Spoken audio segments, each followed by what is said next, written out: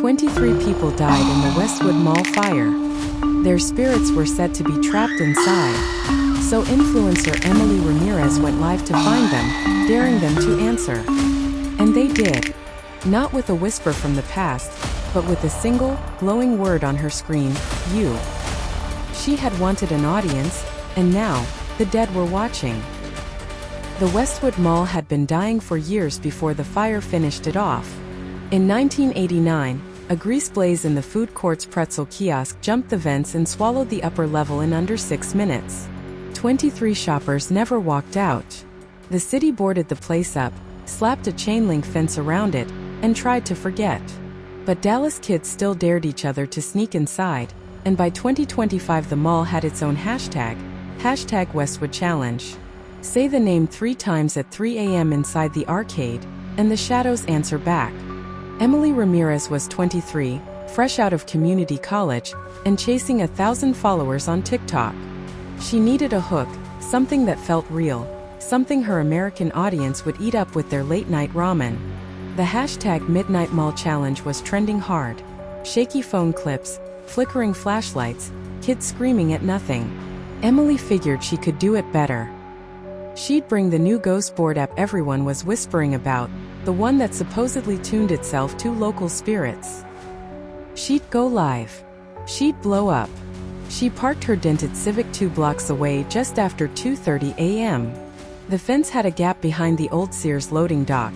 She slipped through with her tripod and a backpack full of Red Bull. The air inside the mall tasted like rust and burnt sugar, but underneath it was something colder, like the breath of a freezer left open too long. Moonlight leaked through skylights cracked into spiderwebs, painting the food court tiles in silver shards that seemed to twitch when she blinked. Emily set her phone on a rusted table, hit go live, and grinned the way only influencers can when they're secretly terrified. Hey, fam, Emily R. Dallas, Texas. We're inside the Westwood Mall, yes, the one from the fire.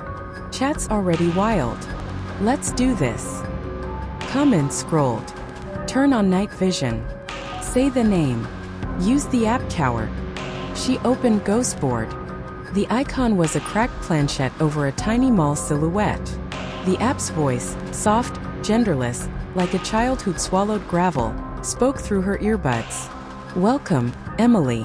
3 players detected. Ask. She laughed too loud. Okay, spirit. You here with us tonight. The planchette slid across the glass. Westwood. Emily's pulse skipped. That's just the mall's name. GPS thing, right? Chat exploded. Do it again. She swallowed. Fine. Spirit, what do you want? You. The lights in the arcade snapped on, rows of ancient cabinets buzzing to life. Pac-Man's screen bled red, insert coin. A single bulb overhead popped in a shower of sparks that didn't fall. They hung in the air like fireflies, then drifted toward Emily and circled her head before winking out. The temperature plunged. Frost spidered across the skee-ball glass in the shape of tiny handprints. Guys, I swear I didn't touch a breaker. She moved deeper, past the fountain crusted with pennies no one would ever claim. The water, long stagnant, rippled on its own. Coins lifted from the bottom and arranged themselves into a perfect circle, edges touching. Emily's flashlight beam trembled across them. The pennies were dated 1989. The app spoke again, unprompted. Name the lost. Call them home. She meant to laugh it off, but the escalators loomed ahead, frozen mid-climb like metal waterfalls. Halfway up the left one, a cluster of mannequins stood in 80s prom dresses, plastic faces melted on one side from the old heat. Emily's light caught something worse. The mannequin's eyes were moving, tracking her. One blinked. A tear of black liquid rolled down its cheek and hissed where it hit the step. The escalator groaned. One step lurched upward, then another.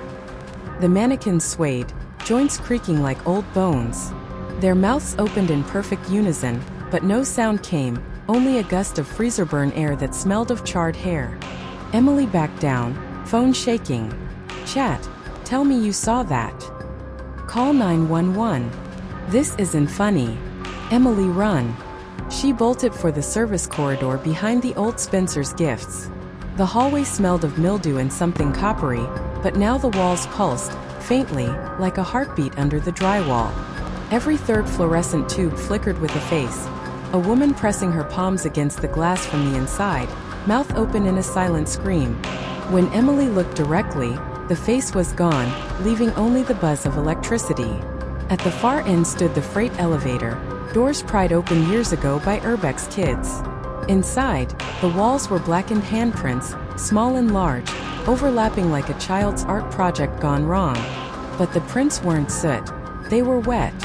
They dripped upward, defying gravity, reforming higher on the wall. A single child's sneaker lay in the corner, laces still tied. The tongue of the shoe lifted, as if someone invisible was trying to put it on. Emily's breath fogged. "I just want to go home." The phone slipped from her hand, clattered on the concrete. The screen faced up. Ghostboard was still open. The planchette moved on its own, faster now, carving letters into the glass with a sound like fingernails on chalkboard. EMILY. JOIN. US. NOW. Above her, the elevator shaft yawned black. Cables creaked. Something climbed down, hand over hand, too fast, too quiet. But it wasn't climbing with hands. The cables themselves were moving, braided steel unraveling into fingers that knotted and reknotted, reaching for her. Emily's scream cut short as a loop of cable snapped around her ankle and yanked her upward.